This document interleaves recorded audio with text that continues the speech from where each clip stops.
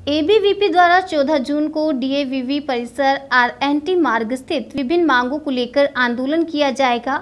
Regal तिराहा स्थित press वार्ता कर पदाधिकारी ने जानकारी दी।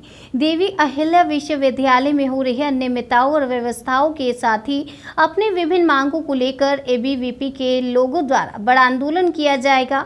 दरअसल A+ ग्रेडिंग प्राप्त विश्वविद्यालय में देखा जा रहा है कि लंबे समय से अनियमितताएं व्यवस्थाएं चल रही हैं, जिसका खामियाजा विद्यार्थियों को उठाना पड़ रहा है। वहीं अखिल भारतीय विद्यार्थी परिषद के राष्ट्रीय मंत्री वीरेंद्र सोलंकी ने आज कहा कि विश्वविद्यालय में चल रही अनियमितताएं और अव्यवस्था की कई वजह हैं। जैसे अगर बात की जाए तो वर्ष 2008 के बाद प्राध्यापकों की अभी तक स्थायी नियुक्ति नहीं होना, वर्ष के प्रारंभ में वार्षिक कैलेंडर जारी नहीं होना, सिक्योरिटी पर अधिक बजट खर्च करने के बावजूद भी विश्वविद्यालय परिसर में नशाखोरी की घटनाएं और नशे का व्यापार बढ़ना, विश्वविद्यालय के हाल में ही 2 पेपर आउट होना और अन्य अनियमितताएं मिल रही हैं। इसी को लेकर अखिल भारतीय परिषद द्वारा एक बड़ा आंदोलन देवी अहिल्या विश्वविद्यालय में किया जाएगा। वहीं इस आंदोलन की अनुमति के सवाल पर एबीवीपी के लोगों ने कहा कि उन्हें अपने हक के लिए या छात्र हित के लिए किसी प्रदर्शन के लिए अनुमति लेना आवश्यक नहीं रखी गई है। ये प्रेस कॉन्फ्रेंस रखने का मुख्य कारण ये है कि हमारे इंदौर में और मध्य प्रदेश में जो टॉप मोस्ट हमारा विश्वविद्यालय देवी अहिल्या विश्वविद्यालय इंदौर, वो जो A+ ग्रेडिंग का भी रहा है, ऐसे विश्वविद्यालय में बहुत लंबे समय से अनियमितताएं चल रही है, अव्यवस्थाएं चल रही है और विद्यार्थी इतना परेशान है कि उस विद्यार्थी की बात को सुनने के लिए यहाँ कोई नहीं है। तो ये अनियमितताएं, अव्यवस्थाएं और जो विद्यार्थियों की समस्याएं, इस सभी समस्याओं के निराकरण के लिए अखिल भारतीय विद्यार्थी परिषद ने 14 जून को एक विश्वविद्यालय संभागीय स्तर का विश्वविद्यालय घेराव का आयोजन किया है। उस संबंध में आज हमने प्रेस कॉन्फ्रेंस रखी है। अनियमितताएं में जैसे अगर हम बात करें तो बहुत प्रकार की है, जैसे कि रिजल्ट्स जो हैं वो समय पर नहीं आना, एग्जाम्स टाइम पर नहीं होना, एग्जाम बार बार पोस्टपोन्ड होना, विश्वविद्यालय में सिक्योरिटी को लेकर इतना बजट जारी किया गया है, उसके बावजूद भी विश्वविद्यालय में नशाखोरी और नशे का व्यापार बढ़ना, कई अनेक प्रकार की घटनाएं होना, गाड़ियाँ चोरी होना। विश्वविद्यालय में आरएनटी कैंपस में देखो, वहाँ देखो कितने कर्मचारियों की कमी है, कर्मचारियों की नियुक्ति नहीं कर रहे हैं, प्रोफेसर्स की नियुक्ति नहीं कर रहे हैं। तो इतनी ज़्यादा जब कमियाँ रहेगी तो विश्वविद्यालय ठीक से चलेगा कैसे? तो वो सब अनियमितताएं उसी के कारण जन्म ले रही है और विद्यार्थियों की समस्या भी बहुत सारी, ऐसी अनेक समस्याओं को लेकर आज प्रेस कॉन्फ्रेंस हम लोगों ने की। इसी तरह की समस्याओं को लेकर विक्रम विश्वविद्यालय में भी एक प्रदर्शन किया था, उसका क्या पूरा परिणाम रहा है, क्या उसमें? इसी प्रकार की कई विषयों को, समस्याओं को लेकर विक्रम विश्वविद्यालय में भी आंदोलन हुआ है और ज्ञापन भी दिया गया है। कई मांगे हमारी ऑन स्पॉट मान ली गई है, कई बातों पे वीसी सर ने सहमति भी जताई है, कुछ बातों का हमको आश्वासन दिया है कुछ दिनों का, उतने में अगर वो पूर्ण नहीं होती तो पुनः विद्यार्थी परिषद अपना कार्य करेगी।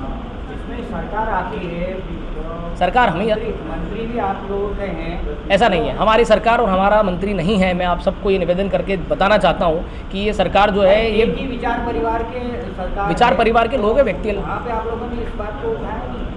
वहाँ पे भी उठाया। हाल ही में पिछले 2 महीने में माननीय मुख्यमंत्री जी से हमारा डेलीगेशन मिला है, कई मांगों को लेकर, नियुक्तियों को लेकर। मध्य प्रदेश में जो 530 महाविद्यालय हैं उनमें स्थायी प्राचार्य नहीं है, सिर्फ 17 महाविद्यालय में है, उनकी मांगों को लेकर ऐसे अनेक 15-20 मांगों को लेकर माननीय मुख्यमंत्री जी से भी मिले हैं। सीएम ने क्या आश्वासन दिया था? सीएम ने सारी बातों का उन्होंने लिया है, उन्होंने आश्वासन दिया है। कुछ बातों पे काम भी शुरू हुआ है, जैसे प्राचार्यों की नियुक्तियाँ, प्रोफेसर्स की नियुक्तियाँ महाविद्यालय में शुरू हुई है, लेकिन बहुत धीमी गति से है। उसको स्पीडली आगे करना चाहिए विद्यार्थी परिषद की मांग। और कुलपति है, उनका इस्तीफे की मांग कर रहे हैं आप लोग? इस्तीफे की मांग करना अभी नहीं है। अभी हमारी समस्या जो एड्रेस कर रहे हैं उनका निराकरण हमें चाहिए। अगर वो नहीं कर पाते तो इस्तीफा दें, बिल्कुल अयोग्य है तो इस्तीफा दें। इस जो प्रदर्शन है इसमें भ्रष्टाचार के अलावा जो महाविद्यालयों में जो आए दिन घटनाएं हो रही है, शिक्षक और प्रोफेसर दुर्घटनाओं का शिकार होते हैं, उसको भी शामिल किया जा रहा है?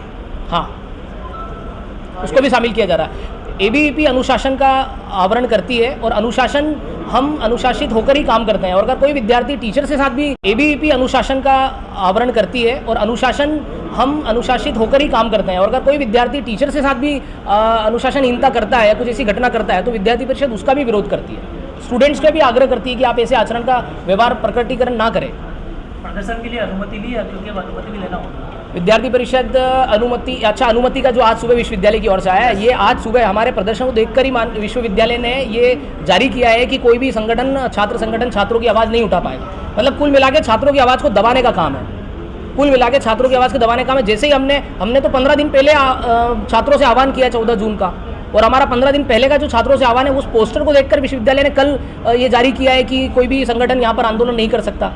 तो ये तो कुल मिला के विद्यार्थी परिषद और छात्र संगठनों की आवाज़ दबाने का काम है। पर विद्यार्थी परिषद परमिशन नहीं लेगी। अब हम आंदोलन करेंगे चाहे कोई परिस्थिति बने। विश्वविद्यालय तानाशाही कर रहा है। तानाशाही कर रही है, ये तानाशाही का ही प्रकटीकरण है ना। विश्वविद्यालय तानाशाही ही कर रही है।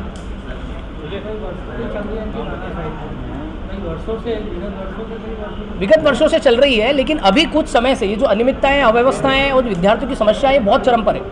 अभी आप ये हाल ही में देखिए कि कर्मचारियों का आंदोलन चल रहा था। आंदोलन चलते हुए कितनी बार परीक्षाएं पोस्टपोन हुई। तो क्या इनके पास अल्टरनेटिव व्यवस्था नहीं है? या किसी और कर्मचारी को उपयोग करके आप प्रशासनिक व्यवस्थाएं नहीं रन कर सकते? इतनी अयोग्यता नहीं है तो विश्वविद्यालय चलाने का मतलब क्या है फिर? इसलिए ये विषयों को लेकर हमारा 14 जून को ऐसा प्रदर्शन है और उसी को लेकर आज ये प्रेस कॉन्फ्रेंस भी रखी गई है। मुझे लगता है कि अब अपन सब लोग एक बार आप ये देखेंगे